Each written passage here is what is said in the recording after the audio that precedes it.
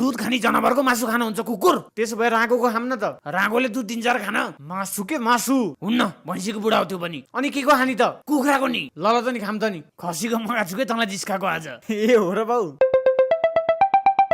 नउठाऊ। किन? तिम्रो मामाको छोराको छोरीको बहिनीको दाइको भाइ मर्यो भनेर न्युज आयो भने के गर्ने अनि? मासु मगाएको थिए कि त्यसकै कल होला। रिक्स किन लिने के बाउ, रिक्स किन लिने? पहिला मासु खाम अनि फोन उठाउ लौ। साँच्चीकै कोही मरेको रहेछ भने मासु खाएर पाप लाग्दैन हामीलाई? मरेको मान्छेको मासु कसले खाने भनेछ र? हँसाइस जाँठो। दाइ जुठो परे आमा बित्नु भयो।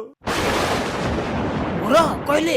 मलाई थाहा थियो कि रिस उठ्ने। आज बिहान। लौ न रोग है म आइहाल्छु। नआउनु दाइ म त्यही लिएर आइदिन्छु। लास यहाँ लिएर आउनु भन्दा म त्यही आइहाल्छु नि भाइ। आमा जसरी पालेको थिएँ मैले यो खसीलाई। मजाक नगर्दा जाँटो छिटो मासु लिएर। ल ल दाइ। को मर्यो फेरि योपालि?